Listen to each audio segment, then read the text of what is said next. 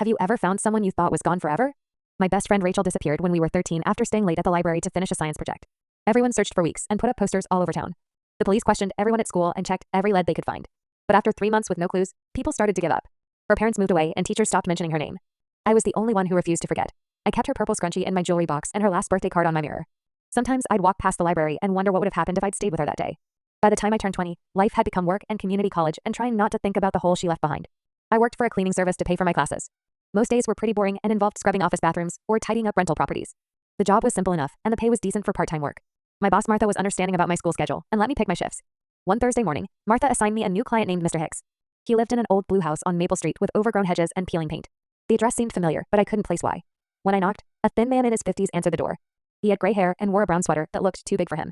His eyes darted past me to the street before letting me in. "You must be from the cleaning service," he said with a nervous smile. "Please just clean the main floor today. I have important work upstairs that can't be disturbed." I nodded and brought in my supplies while he explained where everything was. The house smelled like old books and something chemical that made my nose itch. He pointed out the kitchen and living room before heading upstairs. His footsteps were heavy on the old wooden stairs. I noticed he locked the door behind him. I started in the kitchen, which was surprisingly neat for someone who needed a cleaning service. The refrigerator had multiple locks on it, which seemed strange. While I was wiping down the counters, I heard something that made me freeze.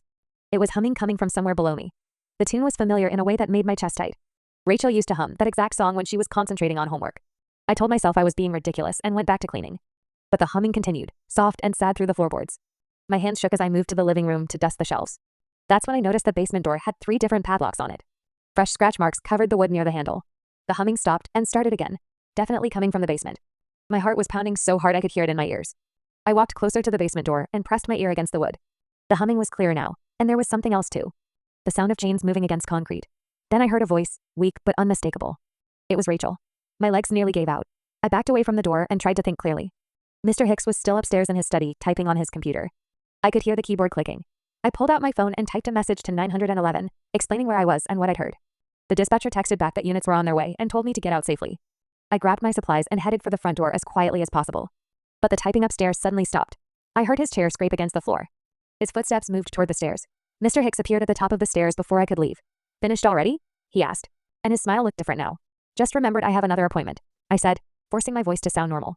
"I'll come back tomorrow to finish up." He started down the stairs, and I knew he could see I was lying. I dropped my supplies and ran out the door just as police sirens filled the air. 2 patrol cars pulled up as I reached the sidewalk.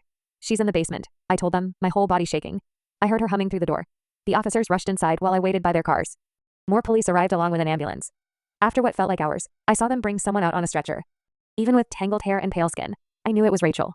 At the hospital, her parents hugged me and cried. When Rachel was stable enough for visitors, I sat beside her bed. She looked at me for a long moment before tears rolled down her face. She reached for my hand and held it tight. "I knew you'd find me," she whispered. I never stopped hoping. The 7 years in that basement had changed her in ways I'm still learning about. She struggles with crowds and loud noises and needs therapy twice a week.